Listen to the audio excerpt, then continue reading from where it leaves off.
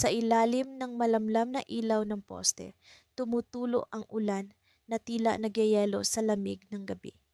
Ang bawat patak ay bumabalot sa katahimikan ng kalsada, ngunit sa aking isipan, walang kapantayang ingay ng mga alaala. Isa itong gabi na tila bumabalik ang nakaraan, isang gabi ng Pasko na hindi ko inaasahang muling darating. Ako si Lino at ang kwento ko ay tungkol sa isang pagkakaibigang natapos ngunit muling nabuhay.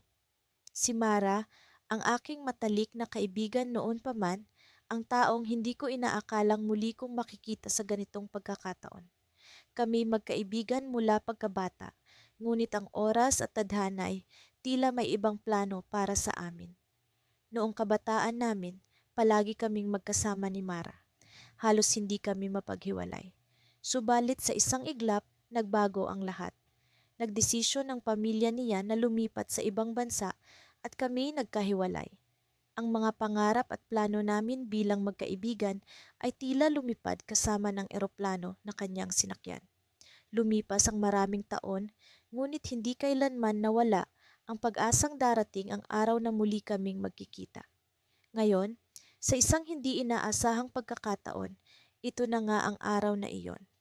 Habang naglalakad ako sa kahabaan ng kalye, sa gitna ng naglalakihang Christmas lights at naglalakihang parol, biglang huminto ang aking mundo. Sa di kalayuan, may isang pamilyar na anyo na nakatayo sa ilalim ng isang puno ng ilaw. Si Mara nakangiti ngunit may bakas ng pag-aalala sa kanyang mga mata. Ikaw nga ba yan, Lino? Tanong niya sa boses na tila isang musika na matagal ko nang hindi naririnig.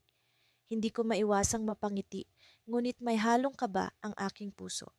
Hindi ko alam kung paano magsisimula. Napakaraming nagbago sa mga taon na hindi kami nagkita. Mga taon na nag-iwan ng mga marka sa aming buhay. Opo, ako ito, sagot ko.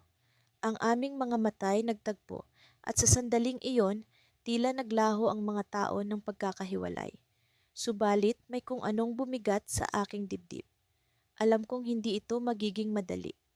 May mga bagay na kailangang malaman, mga lihim na kailangan kong ibunyag. Habang nag-uusap kami, tila bumalik ang dating kami, ang dalawang magkaibigan na walang ibang iniintindi kundi ang kasiyahan ng pagkakaibigan. Subalit sa likod ng mga ngiti at tawanan, nararamdaman kong may bumabagabag kay Mara.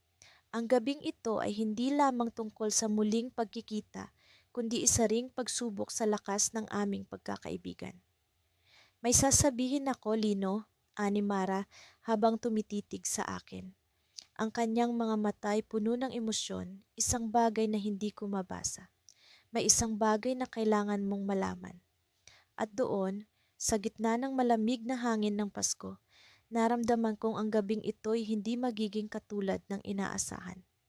Ang aming pagkikita ay may kaakibat na pagsubok, isang bagay na magpapabago sa lahat ng alam ko tungkol sa aming pagkakaibigan. Ano kaya ang lihim na ito? At paano nito mababago ang lahat ng aking pinanghahawakan? Sa gabing ito, natutunan ko ang isang bagay.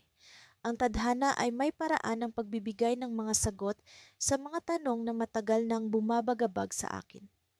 Ang mga ilaw ng Pasko ay kumikislap sa paligid ng plaza habang naglalakad ako patungo sa paborito naming tambayan ni Alex, ang matandang puno ng akasya sa gitna ng parke.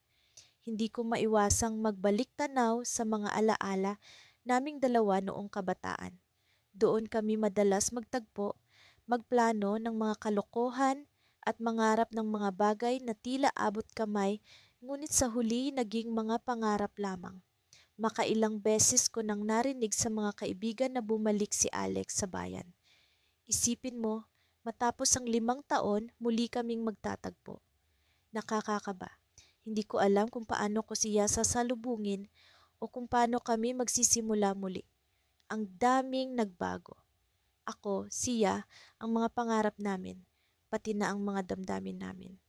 Habang papalapit na ako sa puno, nakita ko siya roon, nakatalikod habang nakatingin sa mga bituin na tila ba may hinahanap sa kalangitan. Hindi ko maiwasang mapangiti, ganoon pa rin siya, mahilig magmuni-muni. Parang kahapon lang nang magpaalam siya sa akin para tumungo sa Maynila, dala ang pangarap na makapasok sa magandang unibersidad. Hindi ko rin makakalimutan ang mga huling salitang binitiwan niya.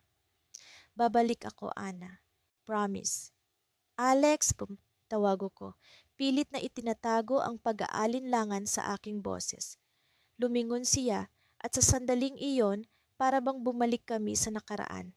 Ang mga mata niyang puno ng saya at pananabik at ang nangiti niyang palaging nagbibigay ng ligaya sa akin. Ana, tugon niya, at ang simpleng pagbanggit sa pangalan ko ay nagdala ng init sa malamig na gabi ng Disyembre. Nagkwentuhan kami, nagpalitan ng mga kwento tungkol sa mga pangarap na tinupad at mga bagong pangarap na binuo. Si Alex ay mas matangkad na ngayon at tila mas malalim na ang mga pananaw sa buhay. Hindi ko maiwasang humanga sa kung paano niya hinarap ang mga pagsubok sa Maynila. Sa bawat kwento niya, nararamdaman ko ang tibay ng loob at determinasyon. Anuming plano mo ngayon? Tanong ko habang pinagmasdan ang mga ilaw ng Pasko na sumasayaw sa hangin. Sa totoo lang, wala pa akong tiyak na plano, sagot niya. Pero alam mo, Ana, may isang bagay akong gustong sabihin sa'yo. Nagulat ako sa biglaang seryosong tono niya. Ano iyon? Naalala mo ba yung araw bago ako umalis? May sinabi ako sa'yo, di ba? Di ba? Tumango ako, naalala ang pangako na binitiwan niya noon. May isa pa akong hindi nasabi, dugtong niya, at sa kanyang mga mata ay may kakaibang kislap na hindi ko pa nakita noon. Gusto kitang makasama, Ana, hindi lang bilang kaibigan. Gusto kong ipagpatuloy yung hindi natin nasimulan noon. Nagulat ako, hindi ko inaasahan ang revelasyong iyon. Sa loob ng maraming taon, iniisip ko kung ano ang mayroon sa pagitan namin. Ngunit sa pagkakataong ito, tila nagkaroon ng pagkakataon ang mga damdamin na matagal ko nang inilihim. Bakit ngayon mo lang sinabi? Tanong ko, pilit na itinatago ang kaba sa aking boses. Natatakot ako noon, Nana. Baka hindi mo maramdaman ang nararamdaman ko. Pero ngayong nandito na ako, gusto kong malaman mo. Hindi ko kayang itago pa. Naramdaman ko ang init ng kanyang kamay na dumampi sa akin, tila isang assurances ng kanyang sinseridad. Hindi ko alam kung ano ang sasabihin, ngunit naramdaman ko rin ang damdamin na matagal ko nang ikinubli. Ngunit bago pa man ako makapagsalita, biglang bumuhos ang ulan, tila ba sinasabayan ng tensyon sa pagitan namin. Nagsimula kaming tumakbo patungo sa isang lumang gazebo na hindi kalayuan. Kahit basang-basa sa ulan, hindi ko maiwasang mapangiti. Para kaming mga batang nagtatampisaw sa ulan, walang pakialam sa mundo. Pagdating sa gazebo, kapwa kami humihingal. Tumatawa si Alex, ang mga mata niya ay nagliliyab sa saya. Ngunit sa likod ng kanyang nangiti, may isang bagay na tila nais niyang sabihin pa. May isa pa akong kailangan sabihin, sabi niya habang bahagyang bumabalik ang seryosong tono. Bago ako bumalik dito, may isang bagay na nangyari sa Maynila. Isang bagay na maaaring makaapekto sa mga plano natin. Naramdaman ko ang kaba. Ano kaya ang ibig niyang sabihin? Sa gitna ng kasiyahan at saya ng muling pagkikita, nararamdaman ko ang pagdating ng isang bagay na hindi inaasahan. Ano iyon, Alex? Tanong ko. Ang mga mata ko'y nagtatanong, nag-aalala. Lumingon siya sa akin. Ang mukha niya ay puno ng pag-aalinlangan at takot. Ana, kailangan kong malaman mo na may isang tao sa Maynila na hindi ko inaasahan at kailangan kong balikan siya. Ang mga salitang iyon ay tila isang bagyong dumaan sa payapang gabi. Sa gitna ng ligaya ng Pasko, naramdaman ko ang pagdating ng isang pagsubok na maaaring magbago sa lahat. Hindi ko maipaliwanag ang nararamdaman ko habang inaabangan ang pagdating ni Mia sa parke. Makalipas ang mahigit 10 taon, muling magtatagpo ang aming landas sa likod ng mga katawang nagbago at mga pusong hindi na kasing inosente ng dati. Ang lamig ng hangin ay parang mga alaala ng aming kabataan. Malamig ngunit puno ng saya. Naglakad ako patungo sa lumang bangko na palaging tambayan namin noon. Ang mga puno sa paligid ay nababalot ng makikinang na ilaw. Para bang ang mga bituin ay bumaba sa lupa upang makisali sa selebrasyon ng Pasko. Habang nakaupo, binalot ko ang sarili ko sa aking scarf at hinayaan ang mga alaala na bumalik. Si Mia, ang aking matalik na kaibigan noong bata pa kami, ang palaging kasama ko sa kalokohan at pangarap. Maya-maya pa'y narinig ko ang malambing na tawanan sa likuran ko. Lumingon ako at doon ko siya nakita. Si Mia nakangiti at naglalakad papalapit sa akin. Ang kanyang mga mata ay kasingkinang ng mga ilaw sa paligid. Nakatayo siya sa harapan ko at para bang ang lahat ng oras na lumipas ay nawala sa isang saglit. Ethan! Masigla niyang bati. Tumayo ako at niyakap siya ng mahigpit para bang ang yakap na iyon ay kayang punan ang lahat ng taon na hindi kami nagkita. Ang tagal nating hindi nagkita, Mia, sabi ko habang bumibitiw sa yakap. Parang hindi nagbago ang lahat. Maraming nagbago, pero ang pakiramdam ko, parang kahapon lang tayo magkasama. Tugon niya. Umupo kami sa bangko at nagsimula ang aming kwentuhan habang ang lamig ng gabi ay unti-unting bumabalot sa amin. Kwento niya ang kanyang buhay sa ibang bayan, ang mga bagong kaibigan at ang mga pagsubok na kanyang hinarap. Ako naman ay nagbahagi ng aking mga karanasan, ang mga trabaho, ang mga paglalakbay at ang mga pangarap na unti-unti kong tinutupad. Sa bawat salitang lumalabas sa aming mga bibig, para bang muling nabubuo ang koneksyon namin na minsang natabunan ng oras at distansya.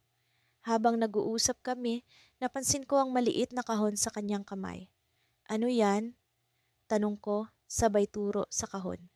Ngumiti siya, ngunit may halong kaba sa kanyang mga mata. Regalo, isang bagay na nagpapaalala sa akin ng ating pagkakaibigan, sabi niya. Binuksan niya ang kahon at inilahad ang isang lumang kuwintas. Ang pendant nito ay hugis bituin na dati naming binili sa isang maliit na tindahan noong bata pa kami. Tandang-tanda ko pa ang araw na iyon, ang araw na nangako kami na palaging magiging magkaibigan, anuman ang mangyari. Naalala ko ito, sabi ko, hawak ang kwintas. Ang araw na nangako tayong hindi maghihiwalay. Oo, pero sa paglipas ng panahon, natutunan ko na ang distansya ay hindi hadlang sa tunay na pagkakaibigan, tugon niya. Ang mga alaala natin ay sapat na upang panatilihin ang koneksyon kahit gaano man tayo kalayo sa isa't isa. Tumango ako, ramdamang init ng kanyang mga salita. Sa kabila ng mga pagbabago, ang aming samahan ay nanatiling matatag. Nagsimula kaming maglakad-lakad sa paligid ng parke habang ang mga tao ay abala sa kani-kanilang selebrasyon. Ang mga bata ay naglalaro sa snow habang ang mga magkasintahan ay nagmamasid sa mga ilaw na naglalaman ng pag-asa at pag-ibig. Habang naglalakad kami, napansin ko ang isang kakaibang pagtingin sa mga mata ni Mia. Para bang may nais siyang sabihin, ngunit natatakot siyang ibahagi. Pinigil ko ang sarili kong magtanong, ngunit hindi ko mapigilan ang pag-usisa. Mia, may gusto ka bang sabihin? Tanong ko, puno ng pag-aalala. Huminto siya sa paglakad at hinarap ako. Ethan, may isang bagay na matagal ko nang itinago sa iyo. Isang bagay na hindi ko kayang sabihin noon. Kinabahan ako sa kanyang sinasabi, ngunit handa akong makinig. Ano yon, Mia? Tanong ko, sabay hawak sa kanyang kamay bilang suporta. Ethan, bago ako umalis noon, bago tayo naghiwalay ng landas, may naramdaman akong higit pa sa pagkakaibigan para sa iyo. Hindi ko lang alam kung paano ipapahayag iyon, kaya't pinili kong manahimik. Natatakot ako sa maaring mangyari pag-amin niya habang ang kanyang tinig ay puno ng kaba. Nabigla ako sa kanyang sinabi. Hindi ko akalain na may nararamdaman siya noon para sa akin. Ang mga alaala ng aming kabataan ay biglang nagkaroon ng bagong kahulugan. Ang mga tawanan, ang mga lihim na sulyap, ang pag-aalaga sa isa't isa. Bago pa man ako makapagsalita, isang malakas na pagsabog ang nagmula sa likuran ng parke. Ang mga tao ay nagtatakbuhan, puno ng takot at pagkalito. Nagkatinginan kami ni Mia, puno ng pangamba. Anong nangyayari? Tanong niya habang nagmamadali kaming lumayo sa lugar. Hindi ko alam ang sagot, ngunit isa lang ang sigurado ako. Ang gabi ng muling pagkikita namin ni Mia ay hindi magtatapos sa isang simpleng pag-amin lamang. Sa likod ng mga ilaw ng Pasko at ang saya ng muling pagkikita, isang hindi inaasahang pangyayari ang nagbabanta sa aming kapalaran. Sa pagdating ng Disyembre, ang malamig na simoy ng hangin ay tila may daladalang alaala ng nakaraan, mga alaala ng aming pagkakaibigan na minsang nagbigay ng init sa aking kabataan. Hindi ko inaasahan na ang muling pagkikita namin ni Miguel ay magdadala ng ganitong klaseng emosyon sa akin.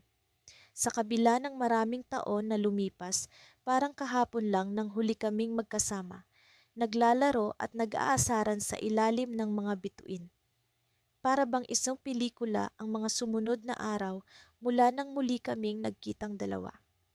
Naging abala kami ni Miguel sa pag-aayos ng maliit na Christmas party para sa aming lumang barkada. Ang mga tawanan at kwentuhan ay parang hindi nagbago, ngunit sa ilalim ng kasiyahan ay may mga bagay na hindi ko pa rin maipaliwanag. Isang araw bago ang Pasko, nagpasya kaming maglakad-lakad sa aming lumang paboritong lugar, ang makitid na daan sa tabing ilog na kadalasang aming pinapasyalan noon. Dito namin binubuo ang aming mga pangarap, dito namin tinatago ang aming mga lihim. Ang ilog ay tila hindi nagbago, ngunit kami ay nagbago na ng husto. Habang naglalakad kami, hindi ko maiwasang mapansin ang mga pagbabago kay Miguel. Mas naging responsable siya, mas seryoso. Ngunit sa kanyang mga mata ay may natitira pa ring kislap ng dating Miguel na aking nakilala. Alam mo, sabi niya bigla, lagi kong naiisip kung ano na kaya ang nangyari sa atin kung hindi tayo nagkahiwalay noon. Napahinto ako sa aking paglalakad at tumingin sa kanya. Miguel, ang daming nangyari. Pero siguro, kailangan lang talagang mangyari iyon para sa ikabubuti ng lahat, sagot ko. Ngunit sa aking puso ay may ibang sigaw, may ibang nais ipahatid. Napuno kami ng katahimikan habang ang aming mga hakbang ay tila sumasabay sa agos ng ilog. Nang makarating kami sa isang bahagi kung saan madalas kaming umupo noon, naupo kami sa damuhan. Kinuha niya ang aking kamay at marahang pinisil ito, isang galaw na nagbigay ng kuryente sa buong katawan ko. Sa mga sandaling iyon, parang ang mundo ay naglaho at kami na lang ang natira. Alam mo ba, sabi niya, isa sa mga hiling ko tuwing Pasko ay makita kang muli. Napangiti ako sa kanyang sinabi, ngunit sa loob-loob ko'y may takot. Takot na baka ang lahat ng ito ay pansamantala lamang, na baka bukas ay magising ako at matuklasan na ito'y isang panaginip lang. Ito rin ang isa sa mga hiling ko, sagot ko. Pero natatakot ako, Miguel. Natatakot akong baka matapos ang Paskong ito, maglaho ka na naman. Hindi ko inasahan ang susunod niyang ginawa. Hinila niya ako palapit sa kanya at niyakap ng mahigpit. Isang yakap na tila nagsasabing hindi na siya aalis, na manatili siya sa aking tabi. Ngunit sa gitna ng yakap na iyon ay may biglang tunog mula sa kanyang bulsa. Isang tunog na nagpabalik sa akin sa realidad. Kinuha niya ang kanyang telepono at nabasa ang mensahe. Ang kanyang mukha ay nagbago, mula sa kasiyahan ay biglang naging seryoso. Kailangan kong umalis, sabi niya habang bumibitaw sa aming pagkakayakap. Bakit? Anong nangyari? Tanong ko, nagtataka at nag-aalala. Hindi siya sumagot agad, tila may bumabagabag sa kanyang isipan. May kailangan lang akong asikasuhin, pero babalik ako, pangako, sabi niya bago siya nagmamadaling umalis. Naiwan akong nakaupo, naguguluhan at nag-iisip. Ano kaya ang nangyari? Ano ang bumabagabag kay Miguel? Sa kabila ng kanyang pangako, hindi ko maiwasang makaramdam ng kaba. Ang aking puso ay puno ng tanong at sa pagkakataong iyon, wala akong kasagutan.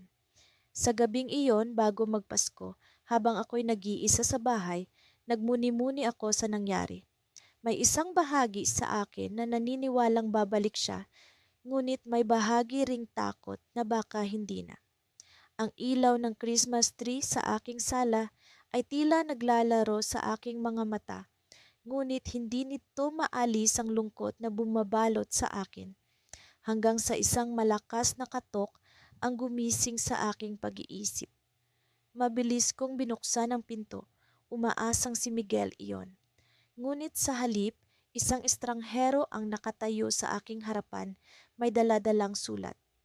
Ito po ay para sa inyo, sabi niya sabay abot ng sobre. Habang binubuksan ko ang sobre, ramdam ko ang pagbilis ng tibok ng aking puso. Ano kaya ito? Mula kay Miguel? Ngunit sa pagbasa ko ng nilalaman, isang nakagugulat na revelasyon ang aking natuklasan. Hindi ko inaasahan ang nakasulat doon, isang lihim na bumago sa lahat ng aking inaasahan. At sa sandaling iyon, napagtanto ko na ang aming kwento ay hindi pa tapos, kundi nagsisimula pa lamang. Ang malamig na simoy ng hangin ng Disyembre ay tila may dalang kuryente na nagpaalala sa akin ng mga alaala ng nakaraan. Habang papalapit na ang Pasko, ang mga ilaw na naglalagablab sa paligid ay parang mga bituin na umuunawa sa aking damdamin. Matagal na kaming hindi nagkita ni Adrian, ang matalik kong kaibigan mula pagkabata. At ngayong Pasko, sa wakas, nagkaroon kami ng pagkakataong magtagpo. Matapos ang mahabang panahon na wala kaming komunikasyon, hindi ko maiwasang mag-alala kung paano nga ba magiging ang aming pagtatagpo. Nakatanggap ako ng mensahe mula sa kanya ilang linggo na ang nakararaan nagsasabi na babalik na siya sa bayan para sa Pasko at gusto niyang magkita kami. Nagbigay siya ng lugar at oras para sa aming muling pagkikita sa isang maliit at payapang kapehan sa gitna ng bayan. Habang papalapit ako sa kapehan, ang mga tanong sa aking isipan ay tila mga alon na hindi mapigil. Ano na kaya ang itsura niya ngayon? Paano kaya ang magiging pakiramdam namin sa isa't isa? Sa aming murang edad, kami parang mga kapatid na hindi mapaghiwalay.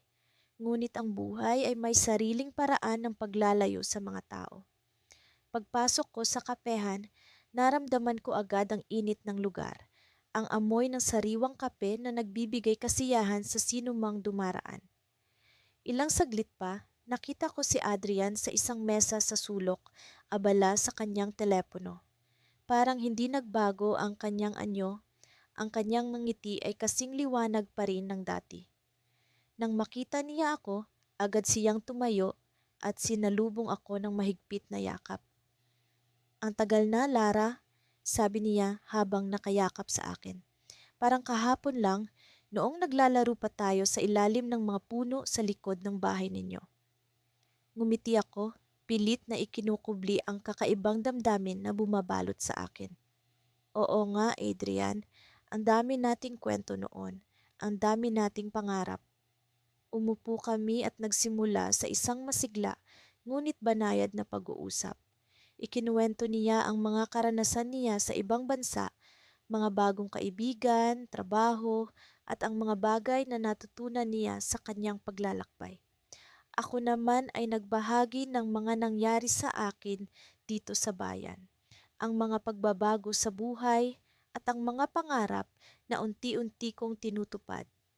Habang nag-uusap kami, ramdam ko ang tila pagbalik ng dating koneksyon na matagal nang nawala. Ngunit sa kabila ng mga ngiti at tawanan, may nararamdaman akong kakaibang tensyon sa pagitan namin. Hindi ko alam kung ito ba ay dahil sa nostalgia o may iba pang dahilan. Bigla niyang binanggit ang isang bagay na ikinagulat ko. Lara, may gusto akong sabihin sa'yo. Sabi niya, seryoso ang muka. Isa sa mga dahilan kung bakit ako bumalik ay dahil sa isang mahalagang bagay. Napatigil ako, hindi inaasahan ang biglaang pagbabago ng tono ng usapan. Ano iyon, Adrian? Tanong ko, pilit na pinipigilan ng pag-aalala sa aking boses. Alam kong matagal na tayong hindi nagkikita at maraming nagbago sa ating buhay. Pero Hindi ko mapigilan ang nararamdaman ko. Matagal ko nang gustong sabihin ito sa'yo, Lara, mahal kita. Parang tumigil ang mundo ko sa kanyang mga salita. Hindi ko alam kung ano ang sasabihin o kung paano ko haharapin ang kanyang pag-amin. Ang damdamin ko ay halo-halo, kasiyahan, pagkagulat at takot. Hindi ko inaasahan na ang aming muling pagtatagpo ay magiging ganito. Ngunit bago pa man ako makasagot, bigla niyang kinuha ang kanyang telepono at naglakad papunta sa labas ng kapehan.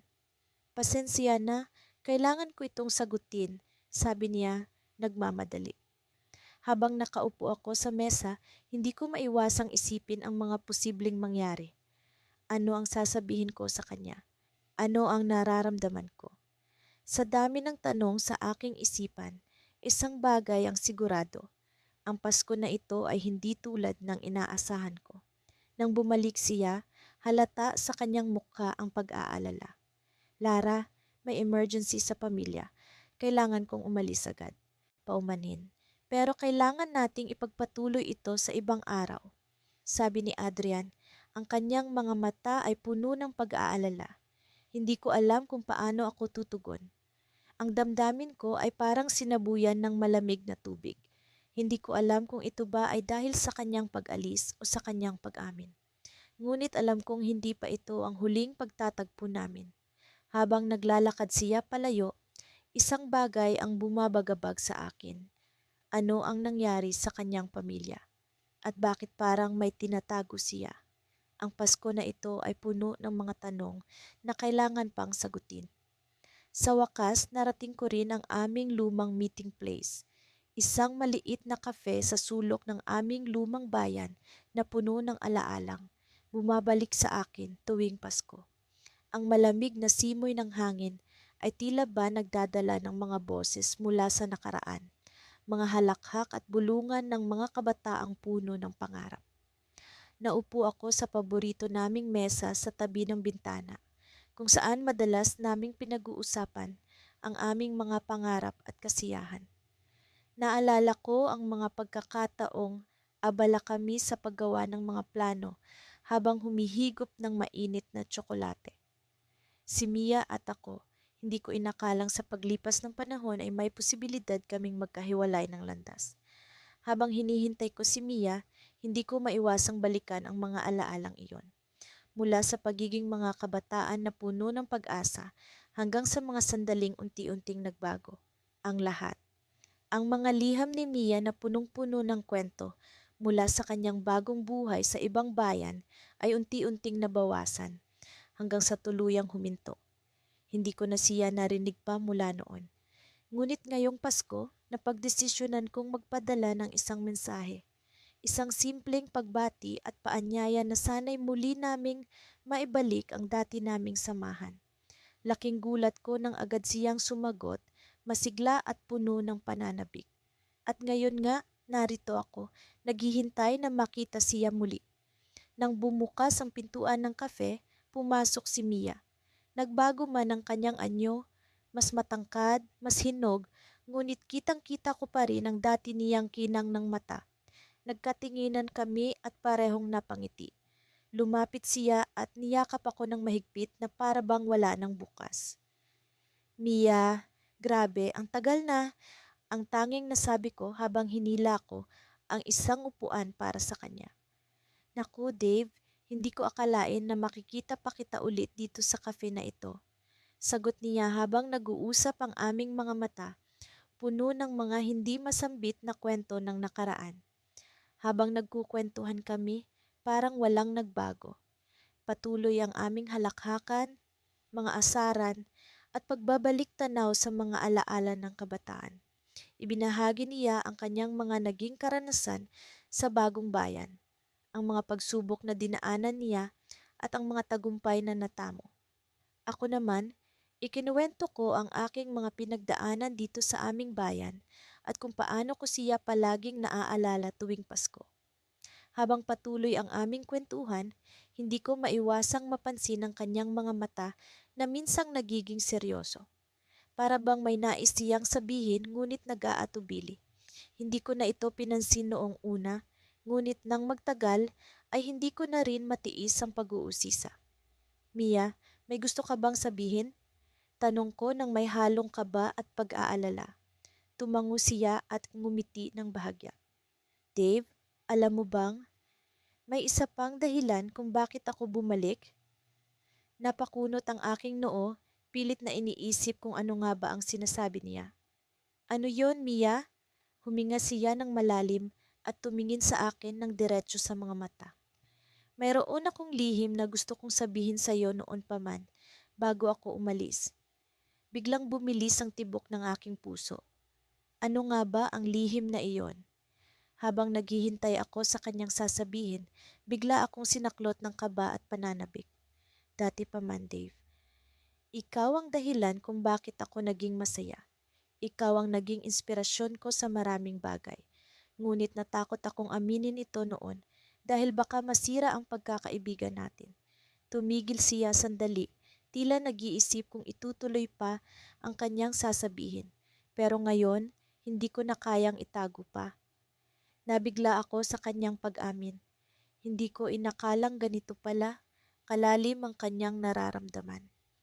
Lumipas ang ilang saglit na tahimik kaming nagkatitigan. Sa kabila ng lahat ng ito, hindi ko maikakaila sa aking sarili na matagal ko na ring nararamdaman ang ganito para sa kanya.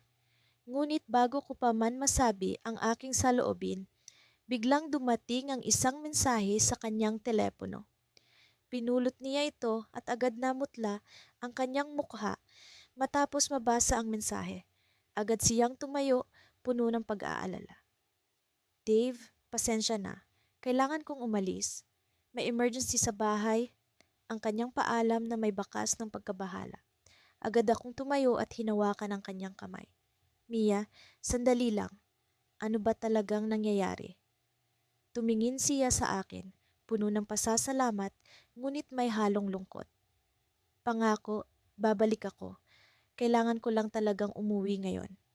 At sa isang iglap, iniwan niya akong nag-iisa sa kafe, puno ng mga tanong at walang kasiguraduhan kung kailan namin muling maipagpapatuloy ang naudlot naming pag-uusap. Sa likod ng aking isipan, isang tanong ang paulit-ulit na bumabalik. Ano nga ba ang lihim na iyon at ano ang naging dahilan ng kanyang biglaang pag-alis? Nang magising ako kinabukasan, parang may kakaibang sigla sa paligid. Ang mga alaalang bumabalot sa akin ay tila nagmistulang ulap na unti-unting naglalaho, pinapalitan ng isang bagong pag-asa na dala ng nalalapit na Pasko. Ang pag-iisip na muli kong makikita si Daniel ay nagdulot ng hindi maipaliwanag na kasiyahan sa akin. Sa mga nakaraang taon, ang mga pagkakataon na sana'y magkikita kami ay palaging nauuwi sa pagkabigo. Ngunit ngayon, sa wakas, tila may liwanag na sa dulo ng tunnel. Habang tinatapos ko ang paghahanda para sa aming muling pagkikita, hindi ko mapigilan ang pag-iisip sa mga huling sandali namin ni Daniel bago kami nagkahiwalay. Ang mga tawanan, ang mga pangakong binitawan, at ang unti-unting paglayo na hindi namin inaasahan. Sa kabila ng mga pagsubok, hindi nawala ang aming komunikasyon. Ngunit iba pa rin ang personal na presensya, ang yakap na punong-puno ng init at pagkakaibigan. Sa kalsada patungo sa paborito naming tagpuan, ang hangin ay malamig, ngunit ang damdamin ko ay tila bumabalot sa akin ng init. Ang lugar na ito ay puno ng mga alaala ng aming kabataan. Dito kami nagtatakbuhan, naglalaro, at nagbabahaginan ng mga pangarap. Dito rin namin unang naramdaman ang pag-aalinlangan sa isa't isa, ang interes na hindi maipaliwanag. Pagdating ko sa park na kung saan kami madalas pumunta, nakita ko agad si Daniel nakaupo sa isang bench, tila nag-aabang. Ang kanyang nangiti ay parang sinag ng araw sa gitna ng malamig na simoy ng hangin. Lumapit ako sa kanya at nang magpangabot ang aming mga mata, parang bumalik ang lahat ng alaala ng aming kabataan. Kamusta ka na? Tanong ko, pilit na pinipigilan ng kaba sa aking dibdib. Mabuti naman. Ikaw?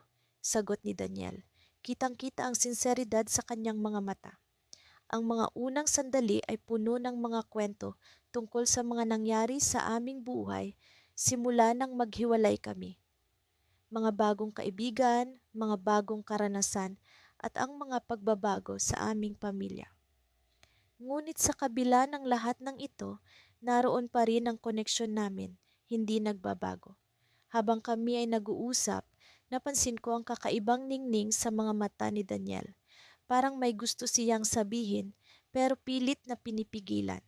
Ipinagpatuloy namin ang kwentuhan hanggang sa napunta kami sa isang lumang paksa, ang pangarap na maglakbay ng magkasama sa ibang bansa. Muli naming tinalakay kung paano namin ito plano noong bata pa kami at kung paano ito naisantabi dahil sa mga responsibilidad at pagbabago sa buhay. Alam mo ba, may isang bagay akong hindi nasabi sa iyo noon.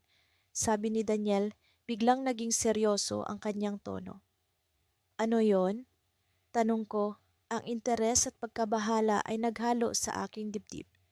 Tumigil siya sandali, tila nag-iisip kung paano ito sasabihin. Noong mga huling taon natin sa high school, may isang pagkakataon na gusto kitang ipagtapat ng nararamdaman ko. Pero natakot ako. Natakot akong baka masira ang pagkakaibigan natin. Hindi ko alam kung ano ang mararamdaman ko. Nagulat ako pero sa isang banda ay parang may bahagi sa akin na matagal nang naghihintay na marinig ang mga salitang iyon. Ano? Ano ming ibig mong sabihin? Nagka-crush ako sa iyo noon. Hindi ko alam kung paano nangyari, pero sa bawat pagkakataon na magkasama tayo, lalo akong nahuhulog sa iyo. Ang mga salitang iyon ay parang musika sa aking tainga.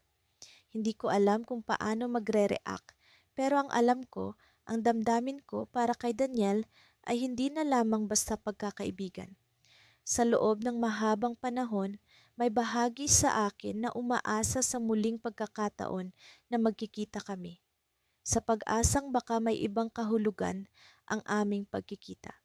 Ngunit sa gitna ng aming pag-uusap, biglang tumunog ang cellphone ni Daniel.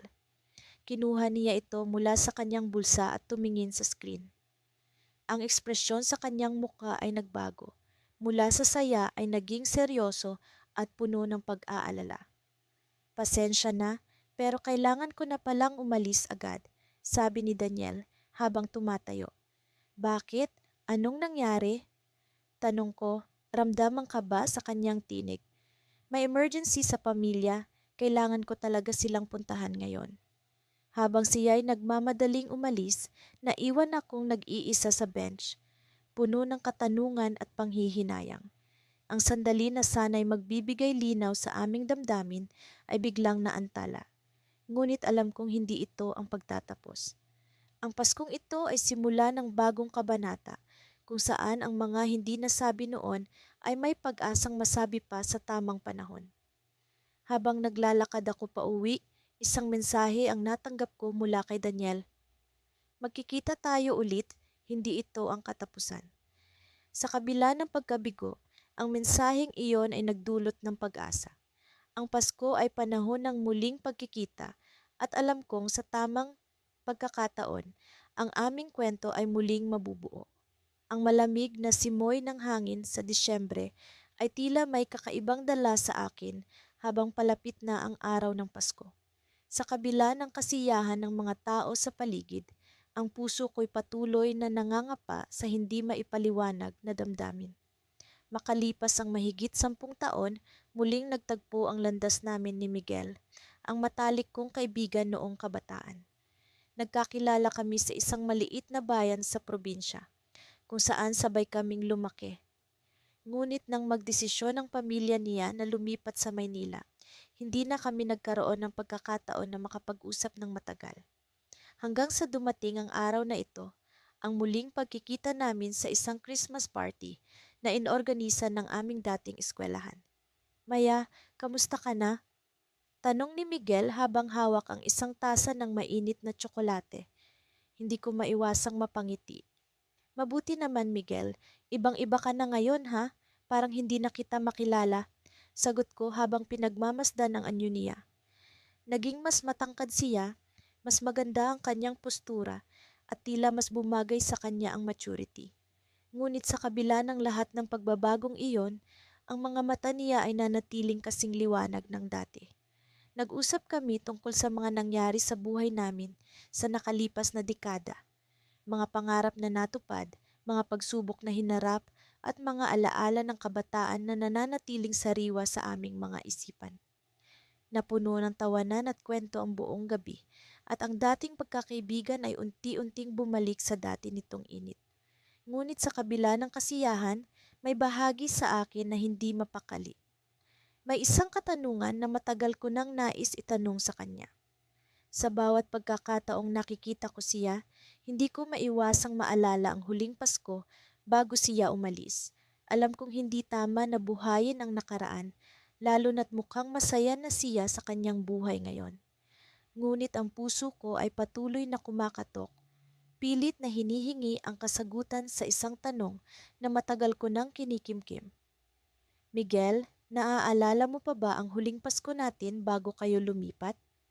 Tanong ko sa kanya, nag-aalangan ngunit puno ng pag-asa. Tumigil siya sa pag-inom ng tsokolate, ibinaba ang tasa at tinitigan ako. Oo, Maya, naaalala ko pa, sagot niya at tila may lungkot na dumaan sa kanyang mga mata. Bakit mo ako iniwan ng walang paalam? Tanong ko, pilit na pinipigil ang pag-aalinlangan sa boses ko. Isang saglit na katahimikan ang dumaan sa pagitan namin. Tila bumagal ang oras at naramdaman ko ang bigat ng mga salitang hindi pa nasasambit. Maya, hindi ko rin gustong mangyari iyon. May mga bagay na hindi ko kontrolado at kailangan kong piliin ang mga bagay na magbibigay ng mas mabuting kinabukasan sa pamilya ko. Ngunit hindi kita kinalimutan ni isa mang araw, sagot niya, puno ng sinseridad. Naramdaman ko ang bigat sa puso ko habang pinakikinggan ang kanyang paliwanag. Hindi ko alam kung ano ang isasagot. Gusto kong sabihin sa kanya na naintindihan ko, na hindi ko siya sinisisi, ngunit tila natabunan ng damdamin ang mga salitang iyon. Maya, may isang bagay akong gusto kong malaman mo. Patuloy ni Miguel, ngunit bago pa siya makapagsalita, biglang tumunog ang telepono niya. Tumayo siya upang sagutin ito at naiwan akong nag-iisa sa isang mesa na puno ng alaala. Habang pinagmamasdan ko ang mga ilaw na kumukutitap sa Christmas tree, narinig ko ang isang pamilyar na boses sa likod ko. Maya, kailangan kong umalis. May emergency sa pamilya. Ngunit bago ako umalis, gusto kong malaman mo na hindi ko kinalimutan ang pangako natin sa isa't isa. Tumalikod ako upang harapin siya, ngunit bago pa man ako makapagsalita, bigla siyang yumakap sa akin. Isang mahigpit na yakap na tila nagsasaad ng lahat ng damdaming hindi niya masabi. Naramdaman ko ang init ng yakap niya at ako'y natigilan. Habang nakayakap siya, may isang bagay na bumagsak mula sa bulsa niya. Isang maliit na kahon na may laso. Pinulot ko ito at hindi ko maiwasang mapangiti nang makita ang laman nito. Isang pendant na may engraved na M&M. Ang tawag namin sa isa't isa noong bata pa kami. Maya, alam mo ba na ang pendant na yan ay bahagi ng pangako ko? Isa lang yan sa mga plano ko para sa atin, sabi ni Miguel, at sa isang iglap, umalis siya nang hindi ko na siya mapigilan. Ang gabing iyon ay hindi ko makakalimutan. Muli kaming nagtagpo, ngunit tila may lihim na hindi pa rin natutuklasan. Nasa kamay ko ang pendant na puno ng alaala. Ngunit ang puso ko ay puno ng mga tanong na tila walang kasagutan. Habang nakatayo ako roon, iniisip ko kung ano nga ba ang plano ni Miguel para sa aming dalawa. Ngunit sa likod ng lahat ng ito, nararamdaman kong may isang bagong simula na naghihintay. Naglakad kami ni Mia sa tahimik na kalsada ng aming lumang baryo. Ang malamig na simoy ng hangin ay nagdadala ng amoy ng mga pine tree at puto bumbong mula sa malapit na plaza. Ang liwanag ng mga parol na nakasabit sa bawat poste ay nagbigay buhay sa madilim na gabi. Ngunit higit pa roon, ang presensya ni Mia ang tila nagbibigay liwanag sa aking damdamin.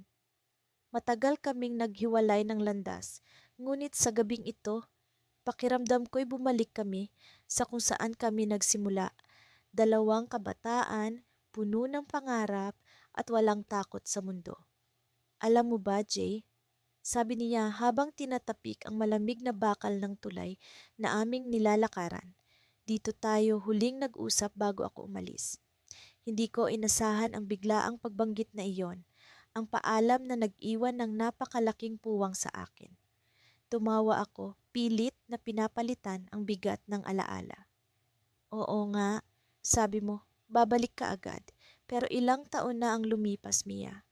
Akala ko nga hindi na kita makikita ulit. Pasensya ka na. Tahimik siyang tumingin sa ilog sa ilalim ng tulay, tila sinusubukang hanapin ang mga salitang dapat niyang sabihin. Hindi ko ginusto na ganun katagal akong mawala. Ang tagpong iyon ay muling nagbukas sa sugat na pilit kong itinago. Sa loob ng maraming taon, hinintay ko ang muling pagkikita namin, kahit walang kasiguraduhan. Pero ngayong narito siya, hindi ko alam kung paano ko haharapin ang damdaming matagal kong kinimkim. Mia, bulong ko, bakit ka bumalik? Napatingin siya sa akin, ang mga mata niya ay tila puno ng misteryo. Bumalik ako dahil kailangan kong makita ka ulit. May isang bagay akong kailangang sabihin sa'yo. Hindi ko alam kung bakit bumilis ang tibok ng puso ko. Sa pagitan ng malamig na hangin at katahimikan ng gabi, ang simpleng tanong na iyon ay tila naging mabigat na lihim na bumabagabag sa kanya. Sabihin mo na, hamon ko, pilit na pinapanatag ang sarili. Ano yung gusto mong sabihin? Ngunit bago niya sagutin ang tanong, may biglang tunog ng mga paputok mula sa plaza. Napatingin kami pareho sa kalangitan. Maliwanag at makulay ang mga bituin na tila sumasabay sa paputok. Ngunit sa kabila ng kagandahan nito, hindi maalis ang bigat sa aking dibdib. Nararamdaman kong may kakaiba sa gabing ito, parang may nalalapit na pagbabagong magpapabago sa lahat. Naglakad kami papunta sa bahay ni Mia. Ang lumang bahay nila ay hindi nagbago. Naroon pa rin ang malaking parol sa harap at ang maliliit na ilaw na nakapalibot sa bakod. Nang pumasok kami, sinalubong kami ng amoy ng hamon at bibingka. Masaya ang lahat, mga kamag-anak at kapitbahay na nagkukwentuhan, nag-aawitan at nagtatawanan. Ngunit sa gitna ng kasiyahan, si Mia ay nanatiling tahimik. Hindi niya ako iniwan kahit isang saglit. Lagi siyang nasa tabi ko at ramdam ko ang bigat sa bawat hakbang niya. Parang gusto niyang sabihin ang isang bagay na hindi niya masabi. Mia, ayos ka lang ba? Tanong ko. Tumango siya, ngunit halatang pilit. Mamaya, sasabihin ko mamaya. Habang tumatakbo ang oras, naramdaman kong lumalapit na kami sa kung anumang lihim na itinatago niya. Sa bawat sulyap niya sa akin, sa bawat paghawak niya sa braso ko, parang nararamdaman kong may malaking bagay na magbabago. Nang maghahating gabi, sabay kaming lumabas ng bahay. Ang liwanag ng buwan ay tila sadyang inilaan para sa amin. Ang malamig na hangin ay may dalang damdaming hindi ko maipaliwanag. Tumigil kami sa ilalim ng isang malaking puno at doon ko siya hinarap. Mia, ano ba talaga ang nangyayari? Bakit parang ang bigat ng loob mo? Tumitig siya sa akin, ang mga mata niya ay puno ng luha. Jay, may isang bagay akong hindi nasabi sa'yo noon. Tahimik akong nakinig, pinipigil ang sariling magtanong. Ang bawat segundo ay tila isang taon, ang bawat tibok ng puso ko'y parang naririnig sa katahimikan. Bago ako umalis noon, gusto kong sabihin sa'yo na mahal kita. Natigilan ako. Hindi ko inakalang maririnig ko ang mga salitang iyon mula sa kanya. Sa lahat ng tao na magkaibigan kami, itinago ko ang damdamin kong iyon, iniisip na hindi niya kailanman mararamdaman ang kapareho. Mahal din kita, Mia, bulong ko, hindi makapaniwala sa nangyayari. Ngunit bago ko pa maabot ang kanyang kamay, umiling siya at isang luha ang tumulo sa kanyang pisngi. Jay, hindi ito kasing simple ng iniisip mo. Napakunot ang noo ko. Ano ang ibig mong sabihin? Huminga siya ng malalim at sa wakas sinabi niya ang mga salitang bumaliktad sa mundo ko. May sakit ako, Jay, at hindi ko alam kung hanggang kailan pa ako nandito. Biglang nanghina ang tuhod ko. Ang mga paputok sa kalangitan ay tila nawala sa pandinig ko. Ang gabing puno ng kasiyahan ay biglang nagdilim at ang mga pangarap ko para sa amin ay naglaho kasabay ng pagbigkas niya ng mga salitang iyon. Mia, bulong ko, hindi alam kung paano haharapin ang sakit na nararamdaman ko. Ngunit ngumiti siya, isang nangiti na puno ng lakas at tapang. Ang mahalaga, narito ako ngayon. At sa gabing ito, ikaw ang regalo ko. Sa ilalim ng buwan, tumulo ang luha ko. Ngayon pa lang kami nagtagpo ulit, ngunit ngayon pa lang din ako natutong masaktan ng ganito kalalim. Ang lamig ng Disyembre ay tila yumayakap sa akin habang nakatayo ako sa harap ng lumang bahay ni Lolo Pedro, kung saan kami ni Clara ay madalas maglaro noong mga bata pa kami. Ang bahay na ito ay puno ng alaala ng aming kabataan, mga araw ng pagtawa at mga gabi ng mga lihim na pag-uusap. Ngayong gabi, sa paglipas ng maraming taon, dito ko napiling maghintay sa kanyang pagbabalik. Nang lumisan siya patungong ibang bansa, 10 taon na ang nakalipas, hindi ko inaasahang magiging ganito kahirap ang aming pansamantalang paghihiwalay. Ang mga liham na dati madalas kong natatanggap mula sa kanya ay unti-unting naglaho, na parang mga dahong tinangay ng hangin. Hindi ko alam kung bakit, ngunit umaasa pa rin akong darating ang araw na muli kaming magkikita. Mark? Isang pamilyar na tinig ang pumukaw sa akin mula sa aking malalim na pag-iisip. Si Clara. Hindi ko maipaliwanag ang damdaming biglang bumalot sa akin. Halong pananabik at kaba. Sa liwanag ng mga ilaw Pasko na nakapaligid sa lumang bahay, natanaw ko siya, nakatayo sa ilalim ng malaking puno ng mangga kung saan kami dati naglalaro ng tagu-taguan.